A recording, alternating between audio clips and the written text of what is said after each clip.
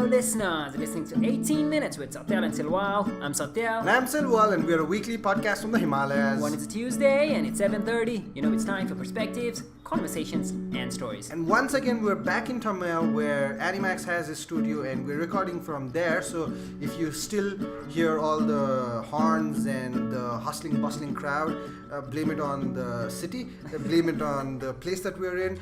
But we apologize if you find it inconvenient. Sometimes we gotta roll how we roll.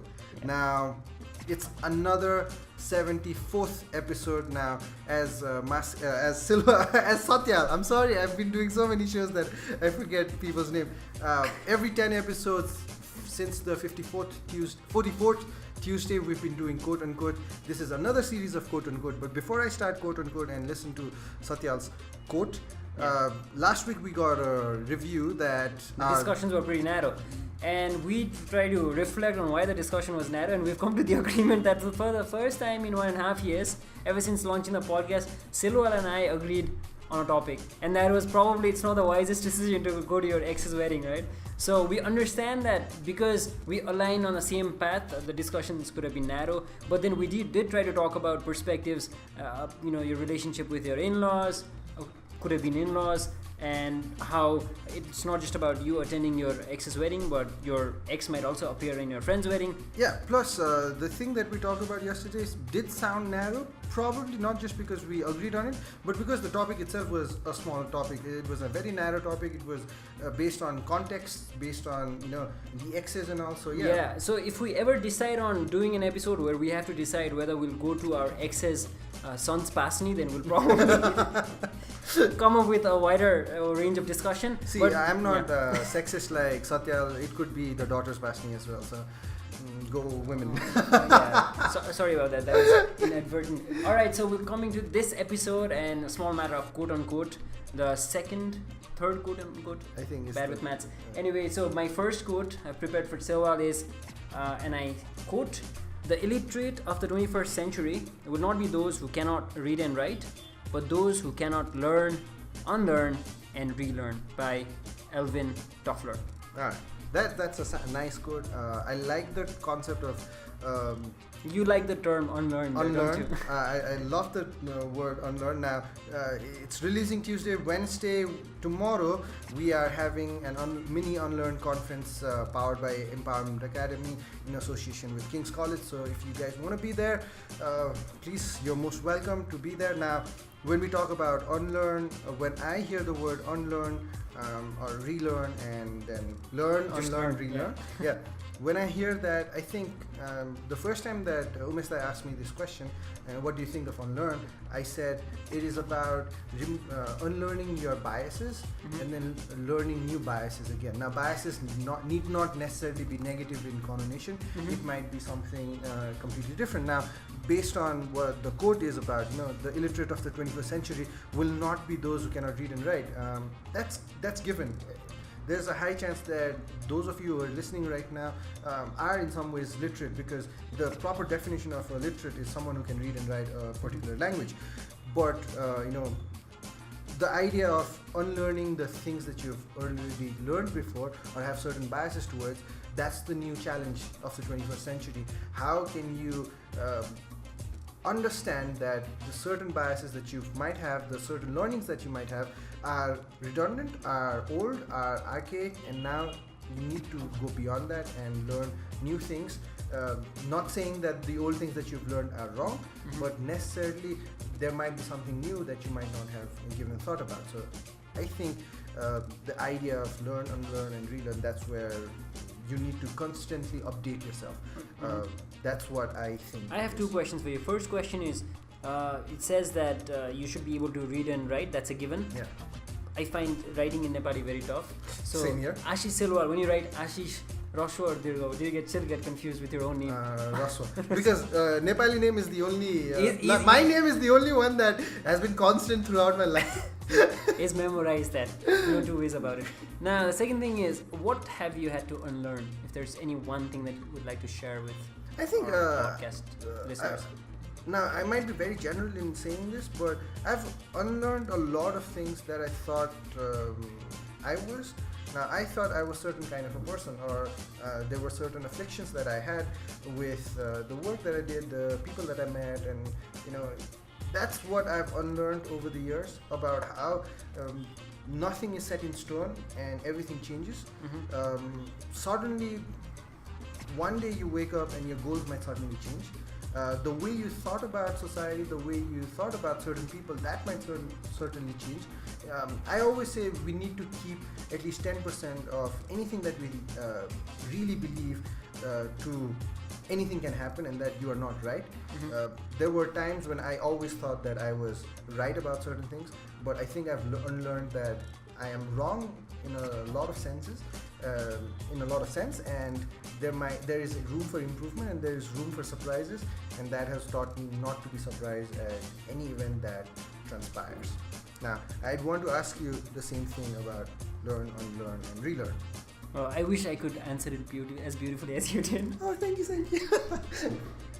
Well, learning would be I was reflecting on this earlier today, and it's a coincidence that you asked. Is let's just take the mentorship into the equation. The way I started it out, the way I was envisioning it, and now with new members in my team and the way we've progressed to new heights, it's been a constant learning process. And a lot of times, if I look back 1.5 years back, I wouldn't have imagined that things would go on like this. So every day, by learning new things, by reading more, I do a lot of reading, my team does a lot of reading. Shout out to Feeling Didi and AJ, members of my team. I think we've realized that maybe one thing that I've learned is about emotional intelligence, for that matter of fact. I wouldn't say that I even knew that this word existed 1.5 years ago, right? Relearn, well, I was taking this session for a lot of these so-called grown-up students, MBA students, thinking that they would be self-aware. My team has come to the conclusion that as we tend to age, we tend to become less self-aware. They found some of the questions really hard. You could see that the BBA students were answering it better. So maybe, and this is a food for thought for everyone, as we go on aging, are we more likely to live on autopilot mode and tend to take the basic questions for granted? Now, there's one book that both of us have read, and it was a book that I borrowed from Satyal for a really long time. That was How to Live a Good Life. Yeah. And one of the first chapters of How to Live a Good Life talks about how a lot of times we are living on autopilot. We are controlled by everything else that is out there, all the variables out there, and we are not constantly trying to work our way into doing things, but rather reacting to the things that are happening to us. Now, I might go a bit deep into this, where Satya, before you started this mentorship pathway, there was a point where you said, I don't really want to take that fame up, because taking mentorship pathway will, in certain ways, will be not commercial, but you will have to be the face of it. I have to be out there. Yes. And we always had this discussion on how we'd want to be behind the scenes, and we both like being behind the scenes. But over the last 6 months or 7 months, I've started doing commercial radio. You've taken mentorship pathway into a bigger role, a bigger thing that I could not even imagine that it could go.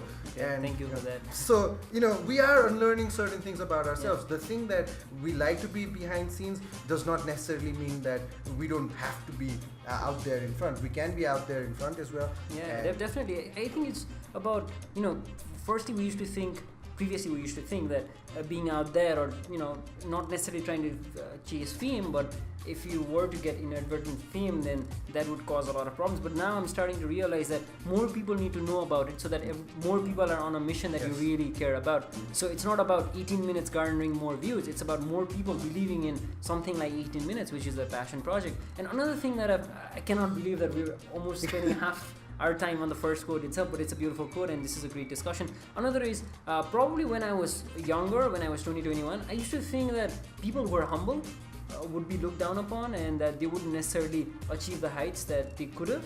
But now I'm realizing that it's a great asset to have, because you can go out and achieve that success and fame, but then to be a good example to people around you, and especially to your young contemporaries, I think being humble is something that is amazing. So maybe this is something that I had to relearn, first unlearn and then relearn. So every day is a learning process, and this is a beautiful quote. So guys, I would love it if you could just comment on some things that you've learned, unlearned, and relearned. So having said that, moving on to the next quote, and this is something that I was brought in light by one of our listeners. Now, I'm sorry if I cannot remember who it necessarily was, but you don't even remember my name. Forget the listener. So, you think I'm asking? University of Awesome, right? Radio 996.5 Thursdays 9 to 10 p.m. now, having said that, we've done, every episode we've ended perhaps in this one quote called "It's never too late to start." Right. In one of our episodes, and this was a listener pointing it out, there was a quote that we used that said, "The problem is we have time." Now, this listener pointed out that these two are contradictory in nature. They are different. And how do you justify saying it's never too late to start, and then again coming to the conclusion that the problem is we think we have time? Yeah, probably first start with it's never too late to start. That'll give people that hope. And the moment they start becoming lackluster and taking time for granted again, come back and say the problem is you think you have time. But I get what he or she was mentioning and what you're coming at. This is a tough one. What do we say? I guess, like I mentioned earlier, the purpose of that quote, "It's never too late to start," is to encourage people to take up passion projects like we've mentioned, or to at least do something that they're really passionate about and they've been waiting for a long time. But again, the problem is if you always keep on saying that it's never too late to start, you might actually procrastinate into not doing it. Yeah. And the thing is, we have a limited time and we have a limited clock, and one day that is going to end. Yeah. So the problem is we think we have time. Yeah. So it just reminds me of the duality of life. You need that little bit of optimism to get going, but at the same time, whenever you invest your time, money, energy, and effort, there are also likely to be external circumstances that don't necessarily go in your favor. So it's a duality of both things. Now, this is something that I can also relate with something else, where there are certain people who are hell-bent on a certain kind of thinking or certain kind of belief. They think that it will, succeed, whether it be business or a thought process or anything. But after a certain time, when it's not worked out or it's not getting you to that next step or that next place, the problem is you think you have time to change the ideas and beliefs about everyone else or that business. So maybe sometimes you need to, again, coming back to the first quote, unlearn the things that you might really be passionate about or really think is true in your heart, and maybe somehow relearn a new way to do it or a better way to do it. So then let's move on to the next quote, probably our last quote. If we have time, we'll do the fifth quote as well. But we've talked about a quote, and I think you are much better to Yeah, so taken from Seth Godin, one of the best thinkers around, and it goes like this: books work great when we read them, they work even better when we talk about them, unquote. Yeah. Now, first of all, shout out to Readership Circle. Yeah, Readers Circle. Readers Circle. I've not been invited, so feeling Siddhi and AJ, if you are listening, I would want to be invited, given a book, and want to talk about it. Now, this is a branch of Mentorship Pathway, so shout out to that if you are interested in talking about books, not just books, but in any context. If you are somebody who wants to develop that sense of going through a context and articulating your views, which a lot of people find difficult, this could be a good platform for you. Now, when we talk about how books are great when we read them, of course they give us new perspectives, they give us a thought process, they give us a new light about something that we've not thought about. But it's even better when there's other people talking about them, and then you having to go one-on-one against, or one-on-many against the thoughts that other people might have. Now, like it's saying, usually what happens is when I read a book, especially fantasy books, I have this certain kind of imagination that the writer has written about. The room looked like this, the face was like this, the character was like this, and when I read that, I have a certain idea about how everything is, what are the motives and everything. But now if I just end it there, it's over, it's done. I have a certain thought process, my perception on it, my take on the writer's perception on it. But when I talk to other people who have read the same book, then we can have a a wonderful discussion or a conversation about how they've received the book, how they've received a new perception, or was it same, was it different, because they will have a different take on the book. And when we talk about that, it just exponentially increases the learnings that one might have had if they had just read it and not done anything, but rather talked about it and then critiqued it in such a way that they learn more. Yeah, I feel like it just makes you a lot more receptive to a counter perspective. Let's just talk about Tuesdays with Murray, the most discussed book in this podcast, this 74 episode long journey. Yeah. How many people would actually take Murray's character and see it for, critique it, say, okay, this character is very glorified, let's see a different side to it. Is he preaching a lot, or things like that? Now, if there was someone who would say, I think Murray is overrated, yeah, now you would want to hear their perspective as to why they are overrated. What are the things that he says or does that are overrated now? And even for people like us who really love the book and who love Murray's teachings, it would probably make us challenge us to be open enough to receive it without feeling offended, and take it as a counter perspective, and empathize with the other person in a way that says, okay, everyone has different perspectives, and it's just trying to see where they're coming from. So I think it goes a long way in developing empathy, and at the same time not developing this culture of not taking everything at face value. I remember you and I having this conversation at Undays where we talked about, okay, we've done this undergraduate degree, but do we really know how to debate? Do we really know how to argue? Do you remember that conversation? We're talking about how we do so much better with mastering these skills. Yes. And probably doing all these things, just challenging yourself, seeing articles. One great way we do it in the reader circle is, whatever article you read, you have to summarize it in 3 sentences. I'm trying to be very concise, precise with articulation. That would be fantastic. Now, when someone has to summarize it in 3 sentences, you will then see what are the important things that they took out of the book. Yeah, absolutely. And you're much more likely to remember it as well. Yes. So when I take 3 sentences out, and the way I summarize it might be completely different to the other person summarizing it. And then we can actually discuss, or we can actually see what are the highlights of the book for a certain kind of people, and then certain kind of ideas that are coming out. So it always increases learning, because you might be receptive towards new ideas, new thinking, or you might have just missed out on something that someone else might pick it up or have picked up. So it's an interesting thing. Can we go do our last quote? No, man. Shout out to Seth Godin though for this wonderful quote.